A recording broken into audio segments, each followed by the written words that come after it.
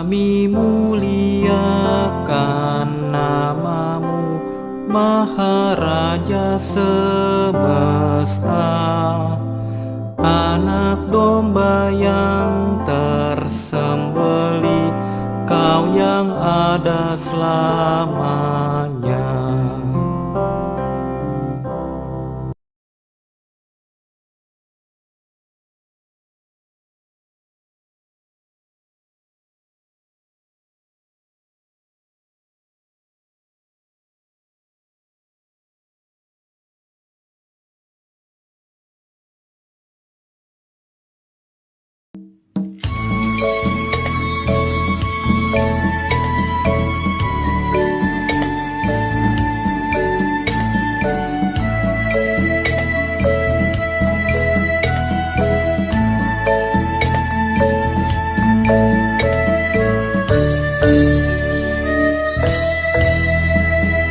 Kau perkasa, ku lemah.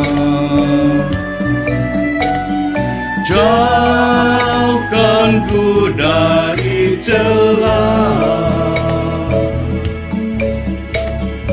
Hatiku amat tentram, asal aku dekat padamu. Makin akrab padamu,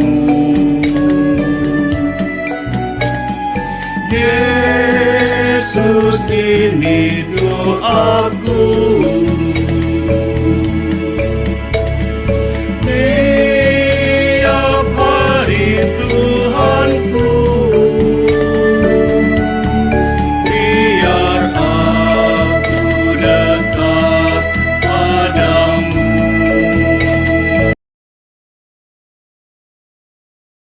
Kita akan bersama-sama merenungkan firman Tuhan. Namun sebelumnya kita mohon pertolongan Tuhan. Dalam doa kita berdoa. Terpuji Engkau ya Tuhan, Allah kami, Allah yang bersemayam dalam kerajaan surga yang maha mulia. Kami datang kepadamu, menghampiri hadirat-Mu. Bersama-sama kami ingin membaca, merenungkan firman Tuhan. Berikan kami kemampuan, kekuatan, dan secara khusus juga kekuatan untuk melakukan firman. Hamba-Mu telah siap untuk menjadi alat Tuhan menyampaikan firman-Mu. Bersabdalah ya Bapa, hanya di dalam nama Tuhan Yesus kami berdoa. Amin. Saudara-saudara, pembacaan Alkitab kita diambil dari 1 Korintus pasal yang ke-8 ayat pertama sampai dengan ayat 13. Saya bacakan untuk kita sekalian. Tentang persembahan berhala. Tentang daging persembahan berhala kita tahu, kita semua mempunyai pengetahuan. Pengetahuan yang demikian membuat orang menjadi sombong, tetapi kasih membangun. Jika ada seorang menyangka bahwa ia mempunyai sesuatu pengetahuan, maka ia belum juga mencapai pengetahuan sebagaimana yang harus dicapainya. Tetapi orang yang mengasihi Allah, ia dikenal oleh Allah. Tentang hal makan daging persembahan berhala kita tahu, tidak ada berhala di dunia dan tidak ada Allah lain daripada Allah yang esa. Sebab sungguh pun ada apa yang disebut Allah, baik di sorga maupun di bumi. Dan memang benar ada banyak Allah dan banyak Tuhan yang demikian. Namun bagi kita hanya ada satu Allah saja, yaitu Bapa, yang daripadanya berasal segala sesuatu dan yang untuk Dia kita hidup. Dan satu Tuhan saja, yaitu Yesus Kristus, yang olehnya segala sesuatu telah dijadikan dan yang karena Dia kita hidup. Tetapi bukan semua orang yang mempunyai pengetahuan itu. Ada orang yang karena masih terus terikat pada berhala-berhala, makan daging itu sebagai daging persembahan berhala. Dan oleh karena hati nurani mereka lemah, hati nurani mereka itu dinodai olehnya, makanan tidak membawa kita lebih dekat kepada Allah. Kita tidak rugi apa-apa kalau tidak kita makan, dan kita tidak untung apa-apa. kalau kita makan. Tetapi jagalah supaya kebebasanmu ini jangan menjadi batu sandungan bagi mereka yang lemah. Karena apabila orang melihat engkau yang mempunyai pengetahuan sedang duduk makan di dalam kuil berhala, bukankah orang yang lemah hati nuraninya itu dikuatkan untuk makan daging persembahan berhala? Dengan jalan demikian orang yang lemah, yaitu saudaramu, yang untuknya Kristus telah mati, menjadi binasa karena pengetahuanmu. Jika engkau secara demikian berdosa terhadap saudara-saudaramu dan melukai hati nurani mereka yang lemah, engkau pada hakikatnya berdosa terhadap Kristus. Karena itu apabila makanan menjadi batu sandungan bagi saudaraku, aku untuk selama-lamanya tidak akan mau makan daging lagi, supaya aku jangan menjadi batu sandungan bagi saudaraku. Saudara-saudaraku, demikian pembacaan Alkitab kita. Berbahagialah setiap kita yang dengan setia membaca merenungkan firman Tuhan, terlebih melakukannya di dalam kehidupan hari keseharian kita. Terpuji nama Tuhan Yesus Kristus. Bapak Ibu saudara-saudara yang dikasihi Tuhan, apakah kita pernah mengalami selisih pendapat, pemahaman dengan orang lain? Saya yakin kita semua pernah mengalami itu. Tentu sebagai manusia, sebagai makhluk sosial, kita pernah berhadapan dengan situasi berbeda dengan orang lain. Perbedaan latar belakang, ada banyak hal yang terjadi dalam kehidupan kita. Ada perbedaan pemahaman, pengertian, pendapat, terutama perbedaan dalam keyakinan, dalam hal agama. Tentu Bapak Ibu saudara-saudara yang dikasihi Tuhan, ada sebuah kegelisahan yang dirasakan oleh orang-orang Kristen di saat itu di jemaat Korintus yang berada di tengah-tengah lingkungan orang-orang yang menyembah berhala. Saudara-saudara, apa yang terjadi?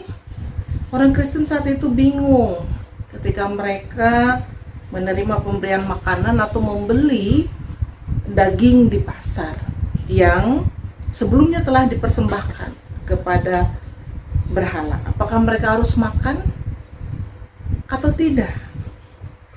Nah, Bapak Ibu saudaraku yang dikasihi Tuhan Yesus Kristus,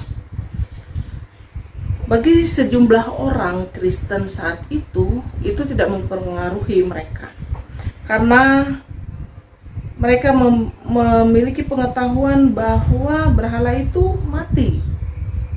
Jadi tidak masalah untuk menerima atau memakan pemberian dari orang gitu ya, yang sebelumnya sudah dipersembahkan kepada berhala. Nah, dalam pembacaan ini Paulus memberikan nasihat agar mereka yang memiliki pengetahuan, yang meyakini boleh makan makanan persembahan berhala, tidak menjadi sombong, tidak meremehkan dan menjadi batu sandungan bagi orang Kristen yang memiliki pemahaman yang lain. Dikatakan di sini yang lemah, Bapak Ibu, saudara-saudara. Tidak benar memang pemahaman seorang Kristen yang makan daging persembahan berhala berarti ikut menyembah berhala, sehingga mereka takut memakannya. Paulus ingatkan bahwa Allah yang kita sembah adalah Allah yang esa, yang tidak ada Allah lain yang disembah selain Tuhan Yesus Kristus.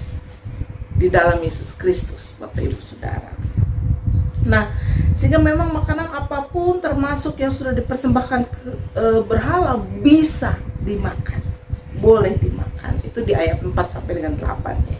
Hanya saja yang tidak boleh adalah ketika sengaja makan di depan orang-orang yang lemah imannya.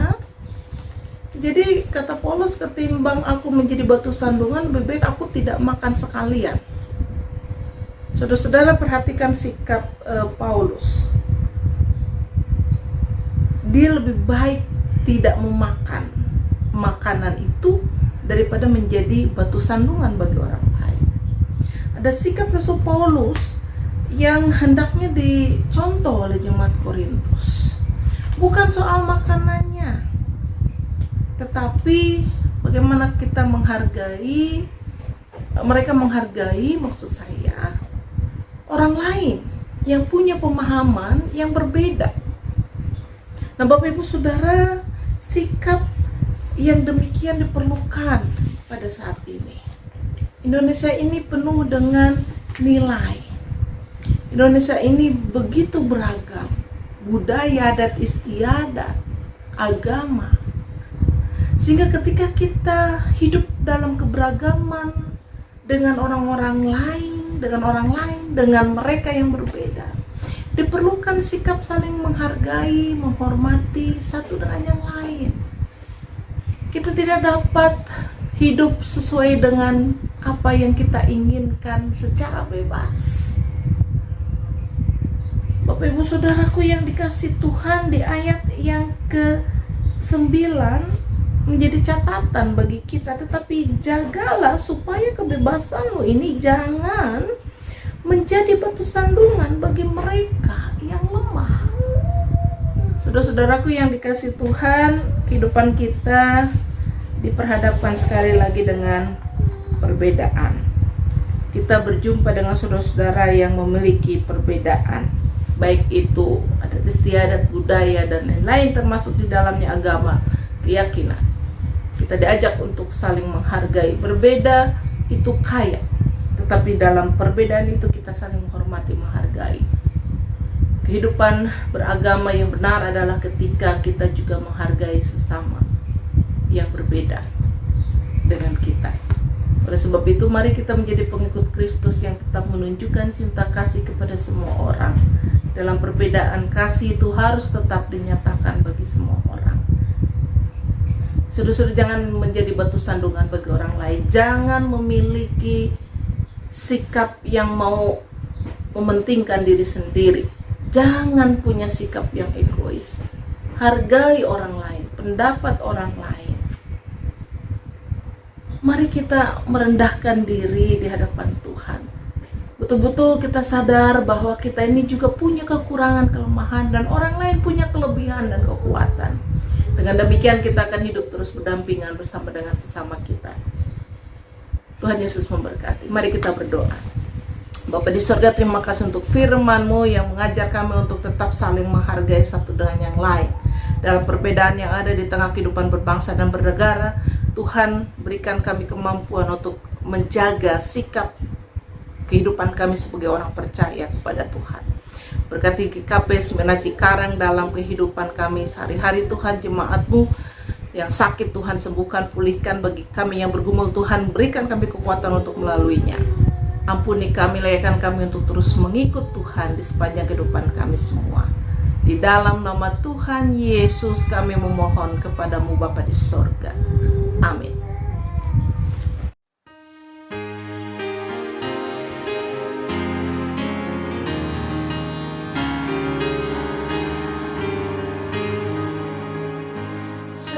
Serikat persaudaraan berdirilah teguh, sempurnakan persatuan di dalam Tuhanmu.